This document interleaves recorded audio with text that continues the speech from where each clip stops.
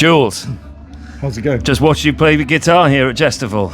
Tell me about yourself, Jules. Tell me. Okay, so I'm Jules. I play guitar, obviously, as you've alluded to. So I guess we have to go back to when Jess and I first met, which was, God blimey, what year? Like 94, I believe, or 95 at Cardiff. We were both studying at Cardiff University. My hometown, and the home, just so you know, the home of Radio Wigwam. It is. Even better. Yeah. Well, there's the only digital radio station in there's a lot of collusion with the university. It is, and here we are in Reading at the Purple Turtle. It's a strange old world. Great venue. I'm enjoying it very much. So you met in college? We did, yeah. We were both involved with a live music society, and at the time I had long hair and I was playing thrash metal with Chris, Jess's partner. Yeah. And I didn't know he had it in him, thrash metal. No, I don't think he knew it either. Well, I don't think any of us realised, but there we go. But this live music society, I believe Chris confessed to me, was just a bit of a smoke screen because he wanted to get our thrash metal band playing in the Students' Union. So he set up his own society. Yeah, set up his own society to get his band a gig. Very sensible lad. He'll go far. But I understand that you're a jazz guitarist as well? Yeah, what happened, I mean, I always had an interest in jazz and fusion and stuff. So sounds very Spinal Tap, the crossover between thrash and jazz. Odyssey. Exactly. Yeah. Yeah, we're doing Jazz Odyssey today. Yeah, exactly. Yeah. No, well, what happened, I was doing the thrash metal stuff, but I was already starting to bring influences in from guys like John McLaughlin and Al Di Meola, and I was really into that kind of rock, like jazz crossover stuff. And then I sort of started getting more into the traditional jazz players like Jules Benson and Pat Martino and things like that. So I went to music college and actually sort of concentrated on studying jazz. And that also, I started doing a lot of traveling, and I, partly through studying jazz, I started getting heavily into bossa nova. And I went to Brazil to visit. Here's another link. Right. So Chris and I, when we were in our thrash metal band, we did a very famed, I don't know if famed's the right word, doomed notorious tour with a Brazilian band. Came over to Europe. We did some shows with them in Eastern Europe, and we became obviously great friends. So I decided to look these guys up in Brazil, sort of like 20 years later, 19 years later, I think it was. And Alex, one of the guys from the band, had this like beautiful studios and music producer now. So I said to Alex, I said, right, I'm gonna come back to Brazil, write some music, and I want to record in your studio. I love Brazilian music, so I'm gonna use that as my influence. So that's what happened a couple of years later. And by now I was, my girlfriend was Colombian. So she went to go and work in Chile. So I went to live in Chile with her. Wow. And then while I was in Chile, I went back to Brazil and started recording in the studio with my old friend Alex. Brilliant. And the recording went so well, the sessions were so much fun. We used like local session guys who are all absolutely phenomenal musicians. I mean, they seem to breed a lot of them in Brazil. And then, so I was so excited by the sessions. I said, right, I'm going to write an album. And I went back again then and we recorded an album there. And that sort of launched that sort of thing. Well, that's awesome. So you've been with Chris and with Jess for over 30 years now. Yeah, I mean, sort of totally rewinding. What I should have followed on with was while we were doing the Live Music Society, there was this harebrained scheme that we could maybe make some money.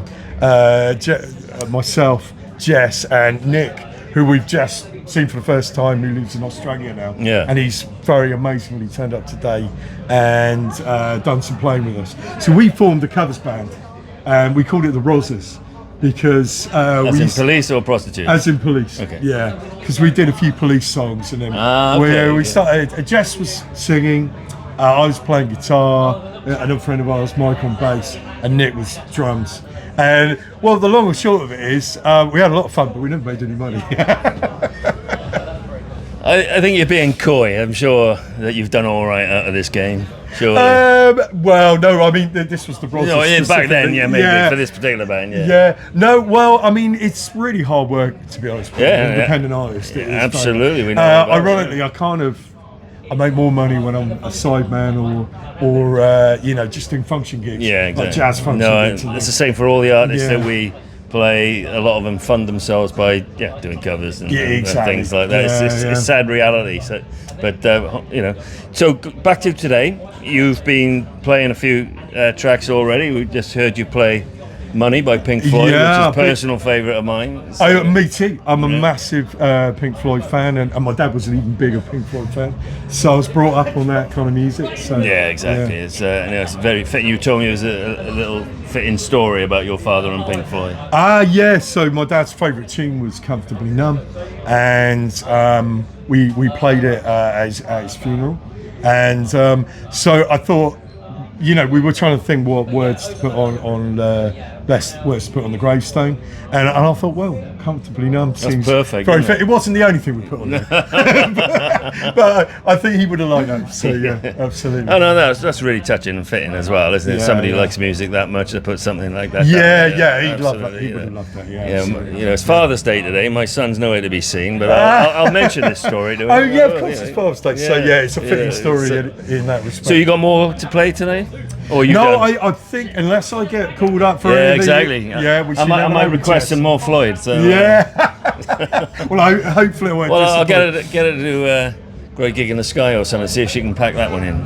Oh, I think that would be good. Yeah, I'll second that one. Well, it's been lovely to have you on, and all part of this Jesstival, and it's been a brilliant day here. Purple Joe. It's starting to cool down now, thankfully. It was Yeah, it's been a warm sweating day. profusely under Yeah. here earlier on, but Yeah. no, it's been lovely to have you on, No, Jules. thank you for interviewing. No, and that's great. look And it's forward to lovely playing meet your you. music as well. Oh wow, fantastic.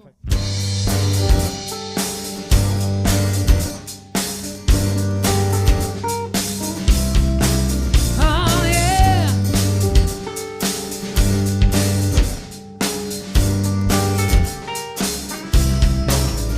I am not my reputation. I am not my disability. I am not my long hair. I am just me. I am just me. I am not my occupation.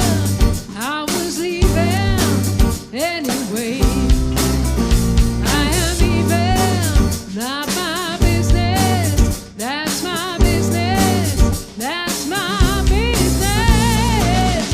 You are not what you like to be. You're just a person. You're just like me. I'm not my fear and anger. It's just life. That's the way it will always be.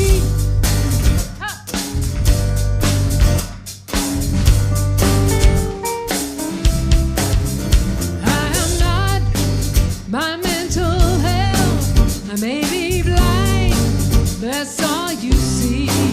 I may not hear, but I'm not thick. You may see scars, but I'm not sick. It is not your illness makes you act like you do. It's your response to the situation makes me react the way